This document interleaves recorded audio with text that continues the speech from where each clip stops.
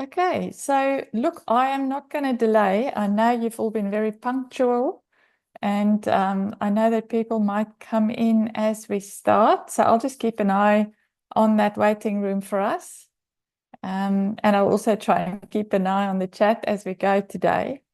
And yes, what they're here on, indeed. So that's why we are getting ourselves ready for next year today. So I'm looking forward to sharing it all with you. Okay, guys, so let's kick this off. I don't have a moderator today, so I'll do my best to juggle everything as well as share what I want to share with you. Greg, nice to see you again as well from Wellington. Yeah, Greg and I have been doing a lot of Babok stuff this year, so it's nice to see you. Okay, so let me just move things out of my way so that I can share this. So once again, thank you so much for being here, taking your some time out of your day. I know what it's like December, working. There's always a lot of things that people are trying to get done. So I do really appreciate that you are here and spending your precious time with me for probably about 45 minutes or so, but let's see how we go. Now, just before I jump in, this will be recorded or is recorded, and I will share it with everyone that registered for the call. So I know that there's people in different time zones that's going to find it a bit difficult to join at this particular hour. And therefore, I'm happy to share it with everyone. So just keep that in mind, and you'll see an email coming from me afterwards. Okay, so let's look at the agenda. So I'll start this webinar, let's call it, by giving you a bit of an introduction. I'll tell you a bit about me, but also because I know some of you know me, but some of you are maybe we haven't met yet. So I'd love to share just a bit of who I am, and also my interest in artificial intelligence and where I've learned things that I want to share with you today. So I'll start with that. But then the most of what we'll talk about today will be around the AI revolution, but in the sense of what is different now that we are going to start implementing artificial intelligence. So what's the difference between doing an AI project, which is really just more technology, to what we've done in the past, in what I refer to as traditional projects? And then what is going to change with the role of the business analyst? And just keep in mind, look, we are all on this journey together, and it's a very fast moving train. I am going to be giving you my best interpretation so far, but we are, like I say, we're exploring this together, and I am by no means trying to say this is the only way or the way, but this is what I see based on all the work that I've done in the last little while since AI has really started to come to the forefront. And then I'll specifically look at upskilling for the future. So as you know, this particular session is gearing you up for 2025. And I'm specifically going to be highlighting what are those areas that you need to upskill in 2025 so that you know that you'll be ready to start participating in implementations of fully fledged artificial intelligence projects. And there is some differences, and that's why I thought it's really important for us to be able to do this together today and for me to share what I've learned. Okay, so then once we've done that, we'll go into specific actions, as in what are the specific steps or specific areas of expertise that you should look at developing. And then I'll try and maybe hang on with your questions until the end, and then we'll share it via chat. Like I said, it's just I'm on my own, so it's going to be a bit hard to do it any other way. But then I'll try and get to as many of those questions as possible. But if you hang on to the chat at the end, then there's a better chance that I'll see it. So I look forward to your questions, though. Okay, so let's Let's just re-emphasize why we are here. So I want you to focus on the word exploring. So we're exploring the impact of AI and on how business analysts can thrive in this evolving landscape. And we are specifically going to be putting our focus on 2025 and your career roadmap and what are all the different things you need to build into it. But yes, the emphasis on is on exploring. This is what I see as something that we as a community need to start actively do together to get ourselves pretty much ready to embrace all this change that's coming our way, but also everybody else that we work with will be relying on us to help them. Okay, so just briefly, I know, like I say, some of you are new and you haven't met me before, so I'll just give you a very brief background of where I'm from and who I am. So I have been a business analyst for my entire career. I started out a long time ago, 20 years or more, where I worked in Johannesburg as a business analyst for Anderson. And I got to work in England as well, in London for about 6 years, across a few different industries there. And then in Australia, I've been the longest. I've been here in Melbourne now for almost 18 years, I think. So, and most of that time, I have done a lot of business analysis work across public and private sectors. I am also the author of the CCBA and CBIP certification study guide that was published by PACT. So I know the Babok really well by now. And yes, that's why I think it also jumped out at me that there are certain things that we need to maybe start to augment with some of these new challenges that's coming our way. And yes, you'll see a few pictures here of some of the other ebooks that I've written over the last probably 5 to 7 years, where the latest one is around team visioning, the one in the corner here, where it's also aligned to this change. It's about how do we get our teams to adopt all these change that's coming our way in the most focused and effective way. So if you're keen on learning about that, you're welcome to download that visioning for teams for free as well. And then I've led some business analysis teams, and I've been a business analysis practice lead as well. And, you know, I suppose I've been around the business analysis block. But my focus now is on running and being the founder and director of Business Analysis Excellence, where I train and coach and mentor business analysts around how to not only become business analysts, but how to excel as a business analyst across different industries. So yes, that's my focus and my passion and something that I really enjoy doing. But now I want to, that's my business analysis background. But what I want you to take note of is some of the AI thought leaders that I've been following. And I want to be extremely transparent about where I'm learning things so that you can go out and learn from these people as well. And they are very much at the front of this change. A lot of them are technologists and very successful business people. So I wanted to share with you kind of who I've been listening to so that you can go and validate and make sure that you are comfortable with what these people are sharing with us. Some very, very interesting YouTube channels and books to read. But the particular one that I've listed or talked about a bit earlier this year as well was the Super AI conference that I attended in Singapore. I think it was 3 full days. And that was extremely enlightening in terms of where the technology is versus where we are as business focused analysts. And that really helped me to kind of look at the big picture, because up until the point where I went to see or listen to numerous people in the field, I was quite panicked by the whole thing. And whilst I'm still a little bit panicked by the whole thing, I've got a lot more perspective now, and I'm a lot more excited and optimistic, particularly around what we as business analysts can do coming up into the future.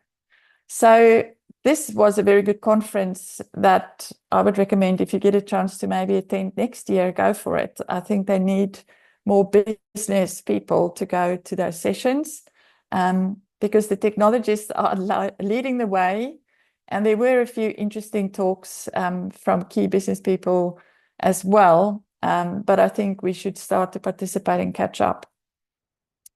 And then I've got a few other people here that, let me just show you. We've got Peter Diamandis. Look, he's a lot into the health sector, but also a very, very experienced entrepreneur in the tech space and specifically artificial intelligence. But how I learned about him was I came across some of the extremely in-depth and very, very interesting interviews he has and conferences he runs, and he shares a lot of those conversations with the world. So Peter Diamandis' YouTube channel, 100% free to listen to, very, very valuable interviews. And this person here is Salim Ismail. He's quite often on Peter Diamandis' channel as well. He is specifically, he does a lot of things, and he's very, very successful as well. But his focus is now to teach organizations how to implement AI solutions, which lines up a lot with where we need to be as business analysts. So he's an interesting guy to listen to.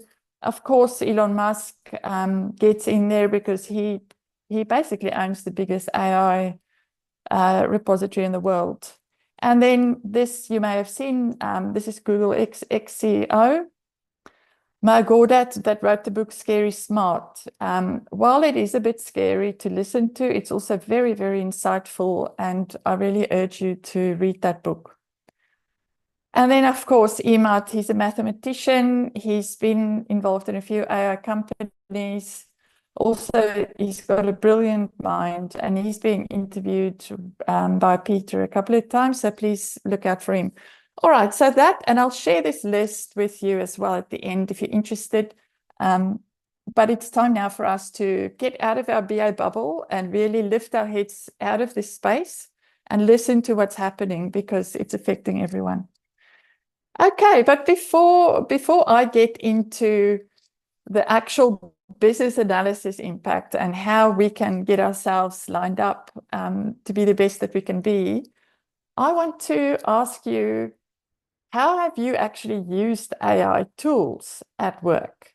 So if you want to, just in the chat, just tell me what kind of tools that you use. So which of the productivity tools have you used to make your job as a business analyst easier?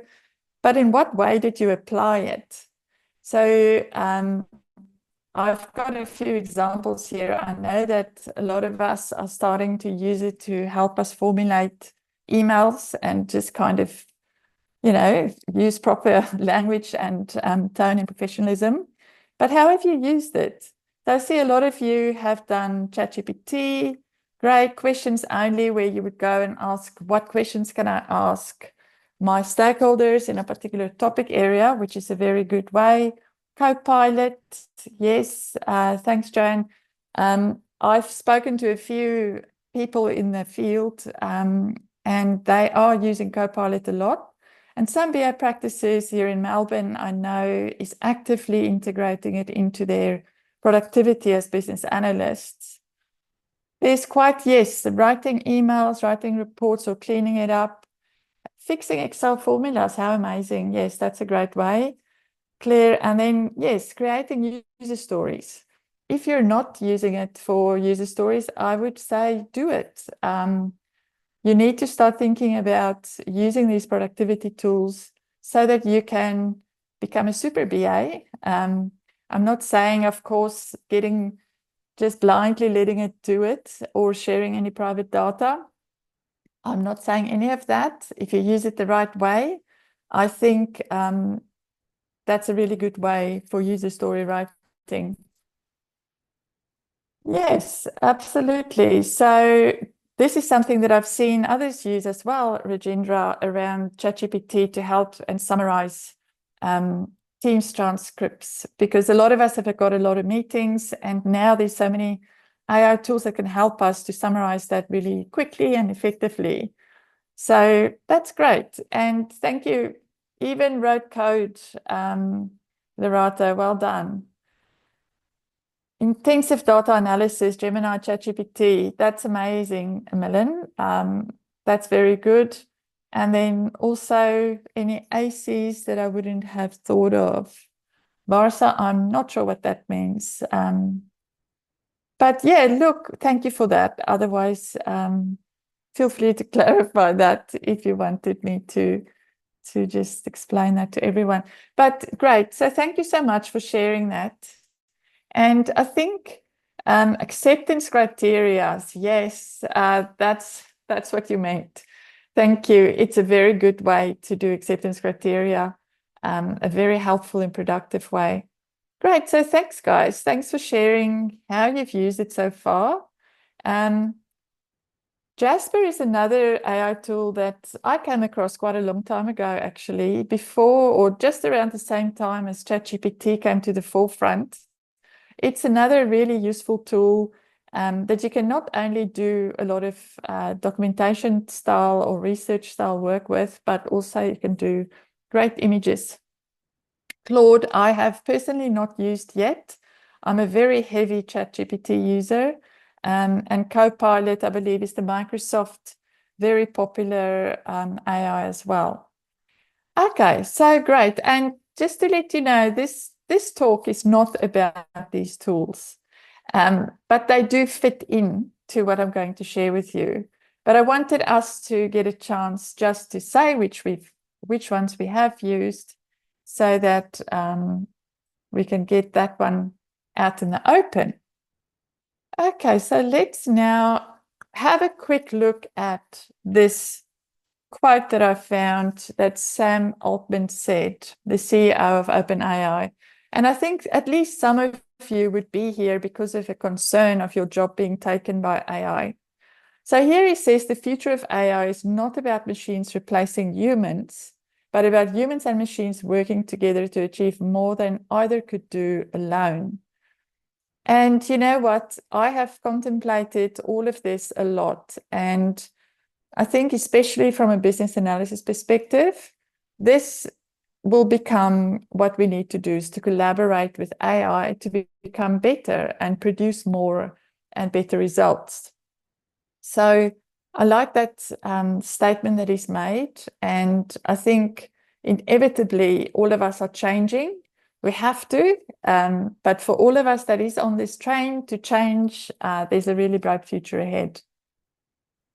Now I'm going to share with you just very briefly 3 AI kind of industries where AI is making already great impacts. And I'm also sharing the reading you can do about that. But here, the first one is around finance and banking. And I know a lot of you would be coming from those industries, and that's why I listed it here.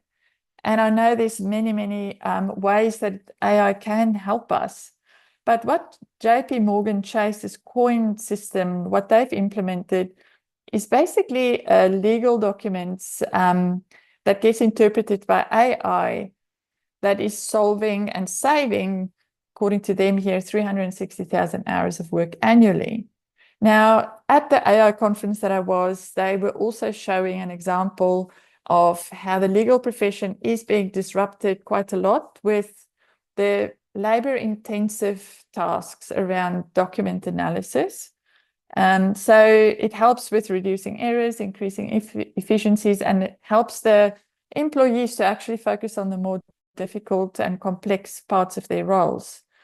So if you wanted to read more, go read their paper that I'm listing here.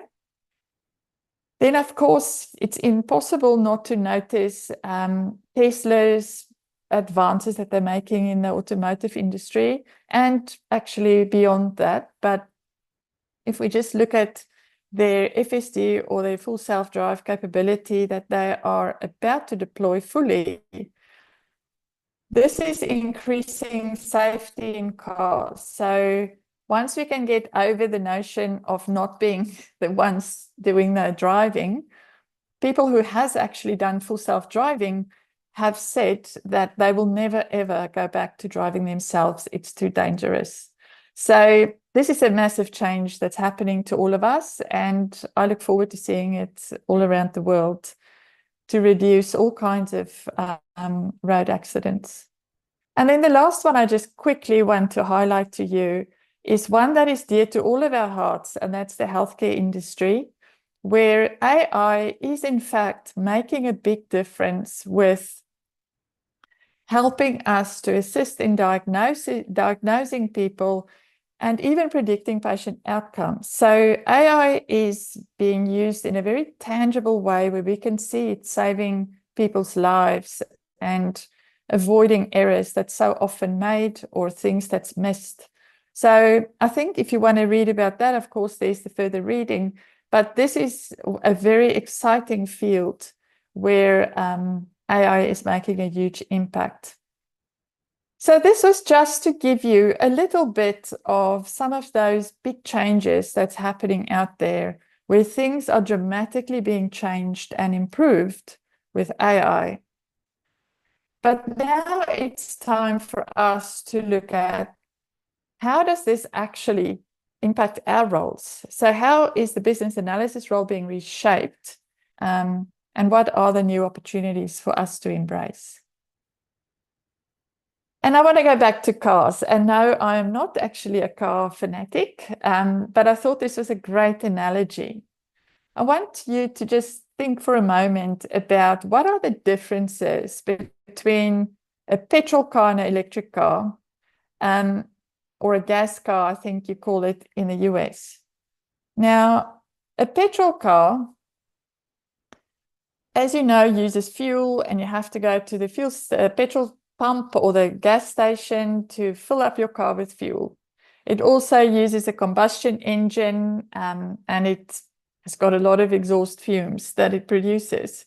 And I'm sure there's a lot of other things that is different in the way that a petrol car is being put together than an electric car. And the professionals that work on petrol cars are the mechanics and the ICE engineers that build them and maintain them. Now, with the electric car, an electric car, you would know, uses battery and charging stations instead of going to a gas station or a petrol pump. And it has an electric motor. It doesn't use a combustion engine. And there's a number of other things that is different between how these cars are being put together. The professionals that build electric cars are actually electrical engineers as opposed to mechanical engineers. So if you keep this in mind, let's have a quick look at what's the similarities. So similarly, both cars will transport us from point A to point B. Both of the cars have wheels that requires maintenance.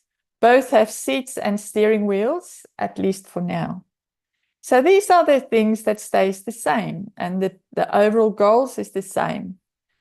And both of these cars use engineers to build them, although there's differences in the skills and the particular qualifications required for the engineers. Now, what is the moral of this story?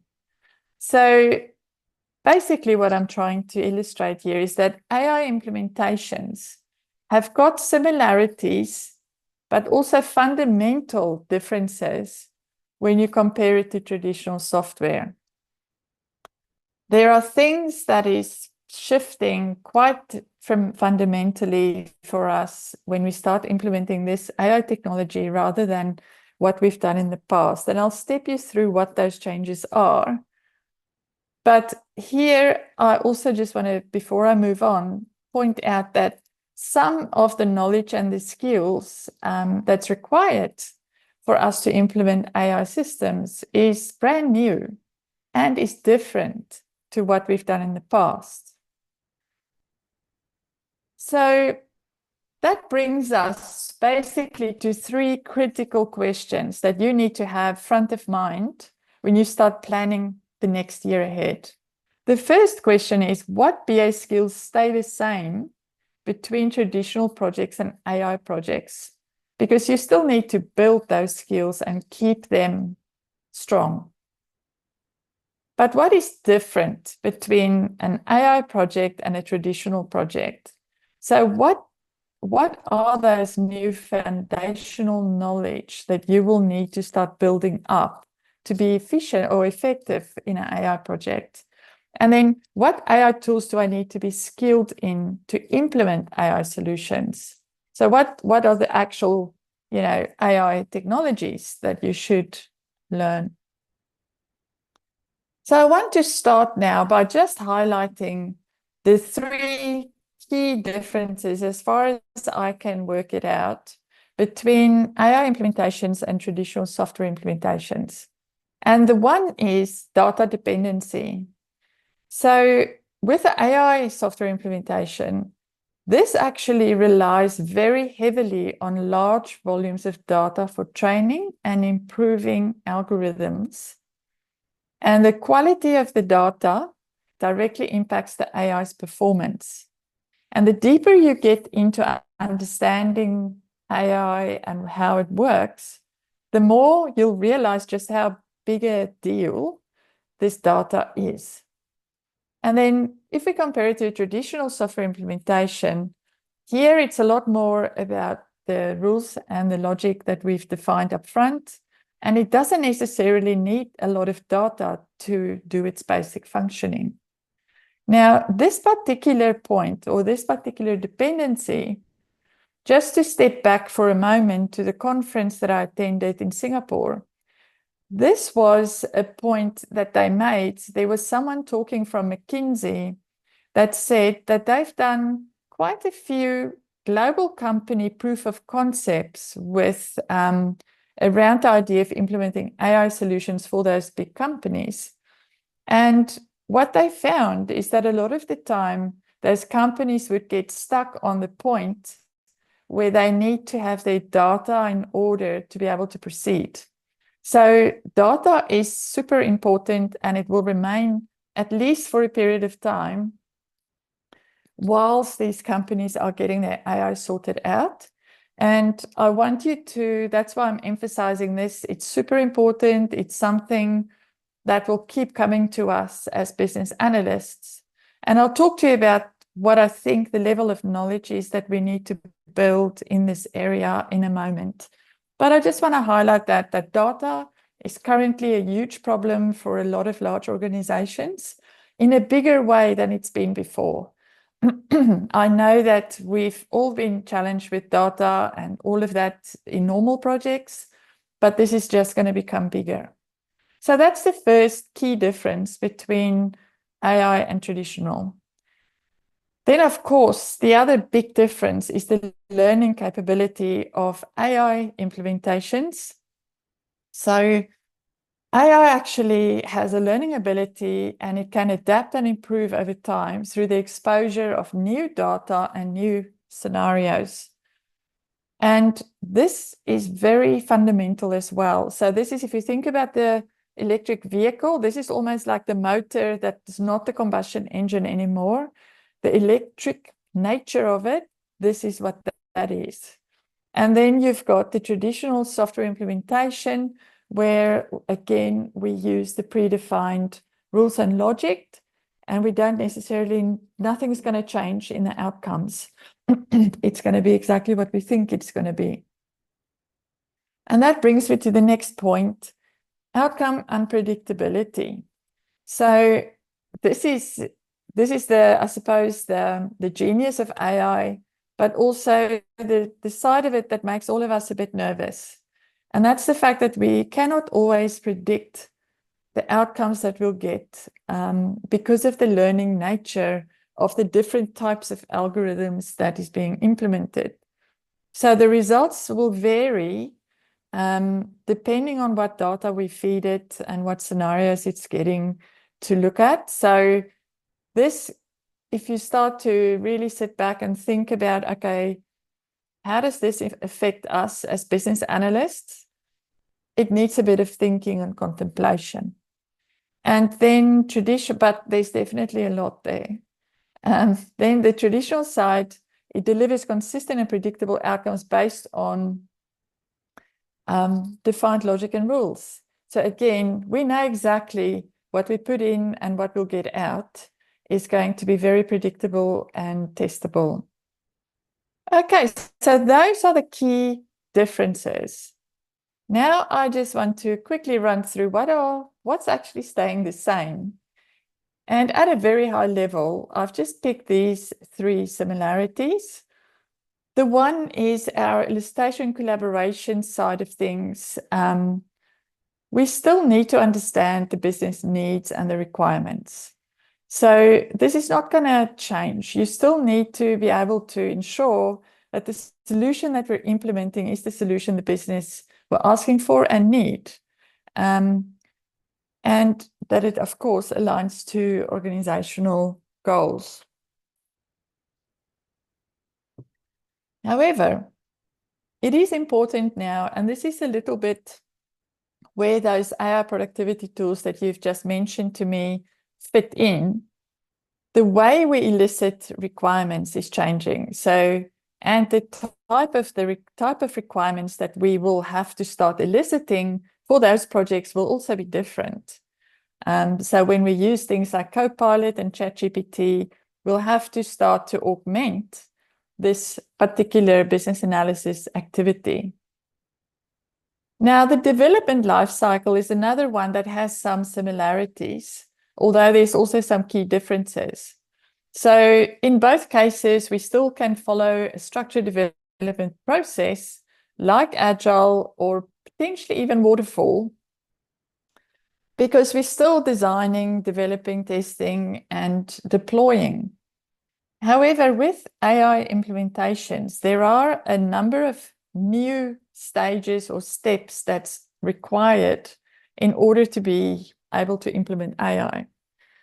The first, like I touched on before, is the data side. So this is about data collection and pre-processing. So it's data cleaning, transformation, so that we can train the AI on the data. So there's a lot of work that's done to prepare that data to be able to be trained, to be able to be fed to the AI to be trained on. And then model training using prepared data. So here it's about which algorithms are being used, what will that algorithm need and in what way. So there's quite a bit of work that's being introduced into the life cycle around model training. And then, of course, the difference with AI is that there's continuous learning and retraining and improvement activities that needs to be done to ensure that the AI is in fact doing what we want it to do.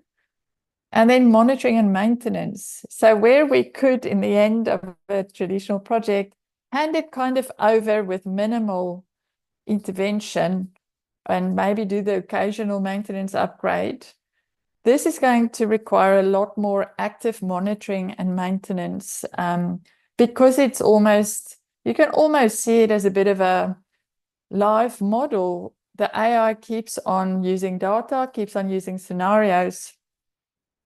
And we need to keep an eye on that to make sure that there's no model drift, that there's new biases that might be emerging. So we need to look for that and so forth. So there are new things that's coming into the life cycle of an AI project. And then the third similarity I wanted to maybe just lift up is the collaboration side. So you may have heard me say in the past, human connection and being able to communicate with our stakeholders will actually become more important. And I still say that. Active collaboration with our stakeholders is just as important, if not more, than before. Because if you think about it for a moment, you and I, we are here today, we are learning about what are those new things that we need to upskill in. Just like on many projects, we are the ones that's a step ahead of the business in the technology change. So you are going to have to really build your skills around communication to be able to communicate what are these new changes, what are the new ways that we need to elicit, get information, train the AI. You are going to have to communicate those complexities of artificial intelligence to your stakeholder group. So communication is certainly going to become more important than ever before. So that was, in a nutshell, and at a very high level, the differences between AI and AI implementations and traditional implementations, and also some of the things that are staying the same. But now I'd like us to look at the 10 business analysis skill areas that you need to start focusing on so that you are ready to implement AI solutions. So as you can guess, based on all the emphasis I've put on this before, is data literacy. But what I do want to talk about here is that I'm not suggesting business analysts now suddenly become data analysts. That's not what I'm saying. I think what we need to do is we just need to become data literate. So not all of us are familiar with data structures or data analysis techniques or data sources or some of the, the rather basic data concepts. And a good business analyst need that anyway, but sometimes you might be in a role that doesn't really focus on that so much. So what I'm saying is now is the time for you to get a bit more data literate, learn more about how data works, how it's put together, all of those things, without necessarily becoming a technical data analyst or doing any programming whatsoever. That's not what I'm saying. So I hope that's clear. You do need also to start building your understanding around machine learning. So you need to understand things like what are the key machine learning concepts? What are the types of algorithms that I need to know about? What is model training? What do I need to know? What is my role in that part? And what is evaluation of AI solution? Then, of course, the AI tool proficiency. So a lot of you are already using AI productivity tools, like we've discussed at the beginning of this webinar, and even some AI-powered analytical tools that you might already be using. So that's really good. And I think keep doing that and learning more and embracing those tools as much as you are able to in order to become more efficient and adding more value. You are also going to have to learn how to elicit AI-specific requirements. So, there are new types of requirements that will be coming into play, and they will be specific around the AI solution. So you need to learn what are those categories and types of requirements that I need to make sure that I get elicited. What are the model performance criteria that the business wants for this solution? You need to elicit that information. And then things like the ethical consideration, the data side of data privacy, all those types of things, that is also going to become much more important. And that's why there's actually a special point for this. Ethical regulatory awareness. So you would definitely, I know some organizations is still blocking some of these productivity tools because of the fear of what might happen to their data. And these are real concerns. And I think it's important for business analysts to understand things like what is AI biases? How can we ensure transparency or try our best to? Who is accountable for the AI and the data? And so forth. There is not, my suggestion again is not that you become an ethicist in the AI context, but that you become savvy enough around what the issues are so that you can facilitate and ensure that these items are also considered for AI projects. So this is the BA skills at a high level that I think you need to look at to support AI implementations. Now, the core business analysis skills that you need to build on in an AI context includes your requirement solicitation and analysis skills. You are still using those skills very much. You will still be listing, analyzing, prioritizing requirements. Functional, non-functional will still play a part. So this is something that you keep building on in the context of AI. Like I mentioned in my previous slide, and I won't bang on too much about it again, stakeholder communication. So you will need to be able to articulate the AI concepts to your stakeholders. You'll need to be able to help them on the journey. So your spectrum of knowledge around AI implementations is going to become really important in terms of how you communicate. And then process modeling. We are still going to be doing process work. In fact, there will be a lot of work around workflow integration. So where will we be integrating AI in which parts of our workflow? So there's definitely a lot to do in that space. So keep on building those skills. And then this one, problem solving and critical thinking. Now, sometimes, and I don't know if you're like me, but in the past, if somebody said to me, oh yeah, you need good problem solving and critical thinking skills, and you'll say, yes, tick, not a problem. This is actually becoming a bit more serious now. You need to be a bit more specific about what does this actually mean.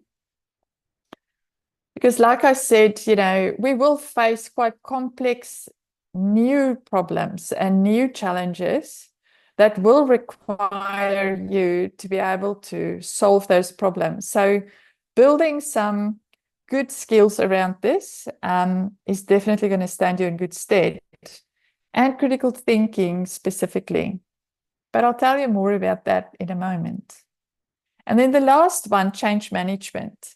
Now, I am not saying you become the change manager, but what I am saying is that, remember, your stakeholders are also on this project journey, just like they've been in the past, only there's a lot of change for them and a lot of change for us, but we are the change agents. So what we need to do is we need to communicate and help them with this change. So you need to play the role of the change agent for and support your stakeholders. And that's why you need to keep building those change management skills. Okay, so I had a quick look at the time and I will definitely move on really quickly. I don't want us to miss out on potentially having a few questions. But final part, or almost the final part, is the upskilling part. So what specific skills do you need to go out and learn? So your first question might be, is CCBA, ECBA, CBAP, IC, is all of those certifications still relevant? And I would say to you, yes, it is. You still need that core business analysis understanding. You need to know what you need to ask. And you can only really be able to do that really well if you have a really good foundation in business analysis. And this path helps you get there. And yes, it's not the only path. There are other paths. And I've got a video about all the certification options on my YouTube channels, which you're welcome to look at and ask me questions about as well. But from where I'm coming from, these are the ones I really know very well, and I know they will build your skills and your professional business analysis capability. And then data analysis skills. So as I touched on before, this is important for us to become data literate. Now, the IIBA actually has a certificate in business data analytics for business professionals, basically. And it's a really good view on data from a business perspective. So I would say if you are into getting professional certifications to build your profile, this is the path you should go on. Alternatively, if you just want to do a bit of study on that, there are many different places you can go. I also have something for you to look at if you're interested. Then I should have probably made this number one, although I still believe the core business analysis skills is number one. But this is also very important, the AI project analysis skills. So this is, as I said, it's around learning the fundamentals of artificial intelligence, machine learning, all those concepts that's brand new. You need to learn what that is. And there is a course that at the moment, there's a course we have, Introduction to AI for BAs, if you're interested. Okay. Now, these next few skills I'll run through because you are familiar with them. I said already, productivity tools, keep on learning and build your prompt engineering capability. This is vital. And there's many different ways that you can learn, but practice is the way that I learn in this particular area, and you'll get amazing results as you go.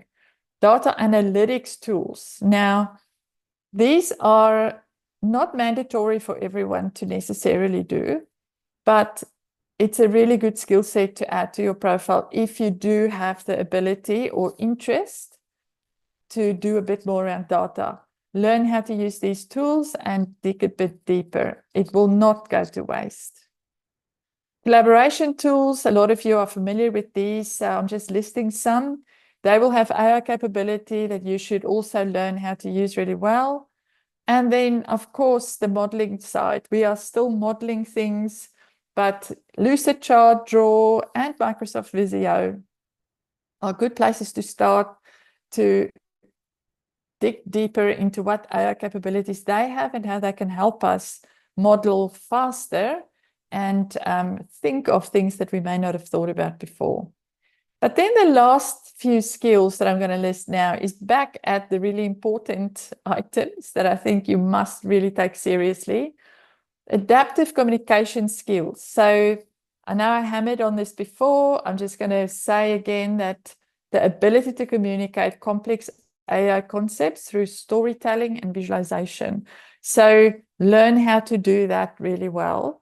It will be very valuable to you, because remember also, there is the AI challenge in the sense that I don't know, and nobody will be able to tell you what's going to happen exactly with AI changes. We are just preparing ourselves as well as we can.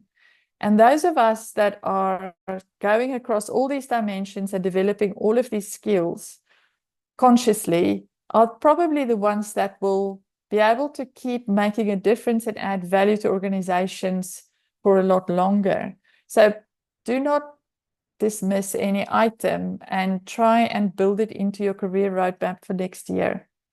And then ethical decision making. So what does that mean? So learn about that. You need to learn what that means and how you can add value by guiding your stakeholders through that. And then again, of course, critical thinking. AI is going to take a lot of the manual work away from us. AI, when you start listening to some of those thought leaders, you'll get a really good understanding of just how intelligent and how fast it's moving. So we are really going to have to focus on the part that they can't do, which is thinking outside the box. So build that muscle, build techniques, learn techniques. How do I stimulate thinking outside the box? So another thing that you need to learn how to do. Okay, so I'm getting very close to the end. Specifically, your career roadmap. The point I'm making here is the ability to rapidly acquire, adapt, and apply new knowledge and skills in response to the accelerating pace of change in technology, industries, and the world at large. That is what exponential learning mindset is all about. So that is what you should embrace for next year. Really shift how you think. You just don't do just one course for one course a year, or maybe attend something sporadically here and there.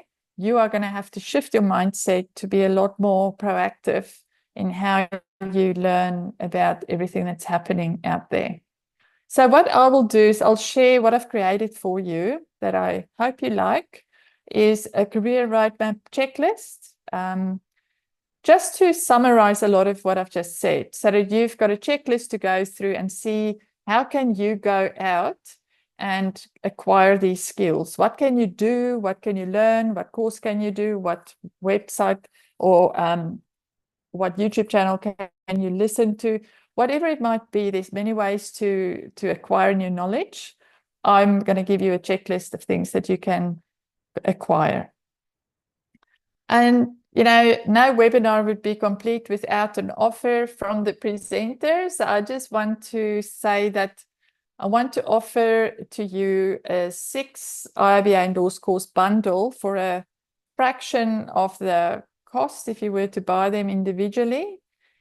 And it truly covers all of the things that we've just talked about. So it covers Agile, it covers data analytics, it covers essential BA techniques, it covers the fundamentals of business analysis. It also covers Master BA Practitioner, which is strategy analysis. And it also now includes Introduction to AI for business analysis. So if you wanted to take advantage of this offer, you can just visit the website. There's the URL at the bottom. I'll share that in an email to you as well. But yeah, it's maybe a good way for you to start the new year, is just to get yourself into this micro learning. Okay, so I think we've got a few minutes left. Let me have a look. Just literally 5 minutes. Did anybody? Yes, the questions. Please share your questions in the chat. I will now quickly run through them and make sure that I answer any that might come up.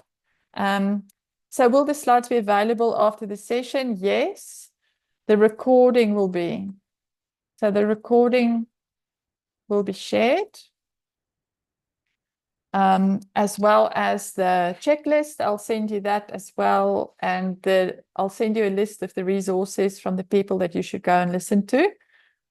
As BAs, how can we help guide people to the right level of trust and skip them for working with imperfect AI systems? For so many end users, the computer said, so it must be true. But AI models are really no better than the training data exactly. So training data still has bias. How can we communicate and compensate for those flaws? Look, I think it's about probably creating awareness that that is the case. It's not an easy question to answer, but it's definitely a very valuable question for us as a community to consider. But yes, look, it's going to be an ongoing challenge for everybody that implements AI solutions to make sure that the data is as good as it can be. But I think as business analysts, we know that it's never perfect. So yeah, it's a good question. Keep that question, and we need to keep discussing that. In fact, I am going to take record of it so that I can give it some thought and share with you my thoughts. Does any course in the bundle include process modeling? Yes, there is some process modeling in the Essential Techniques course, Rajendra. Will the slides be available? Did my image, I'm so sorry that my image blocked the presentation. Okay, yes, look, I will have a look at the recording. If my image is still blocking things, I will certainly share the slides as well. Otherwise, I don't think it records my image, but I could be wrong. So I will look into that. Anybody have any other questions you'd like to raise?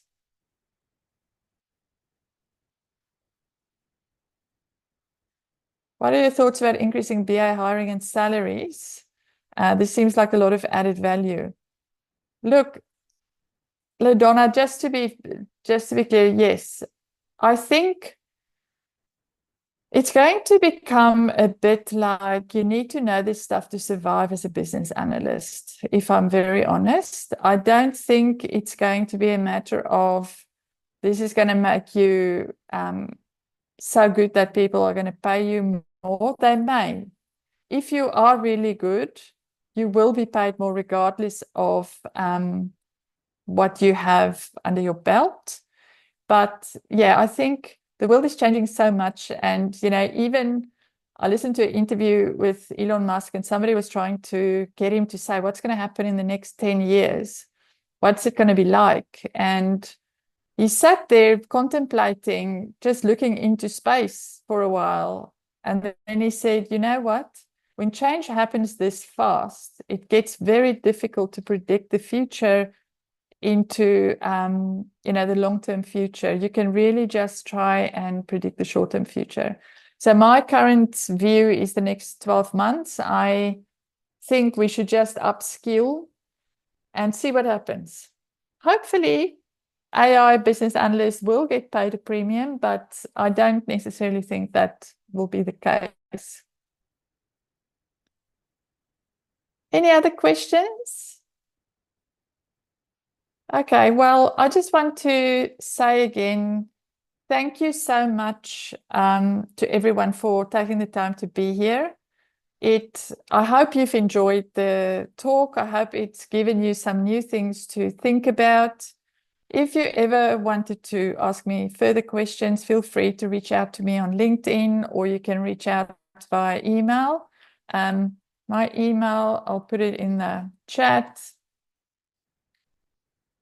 I'm happy to answer any questions. And one question here from Ron, higher level thought, tying in the ethical dimension and the evolution of AI, is the BA to be the traffic cop to shepherd the development or incidence of a state of being that the usage/engagement of AI transformation into a stakeholder in or of itself midstream project flow?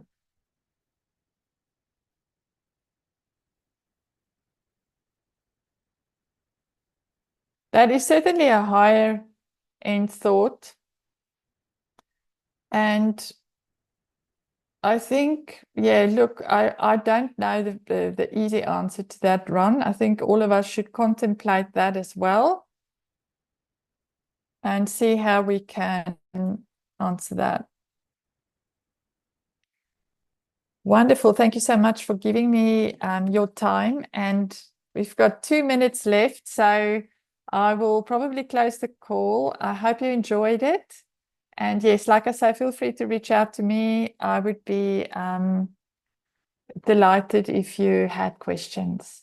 Thank you, guys. Have a lovely rest of your evenings or days.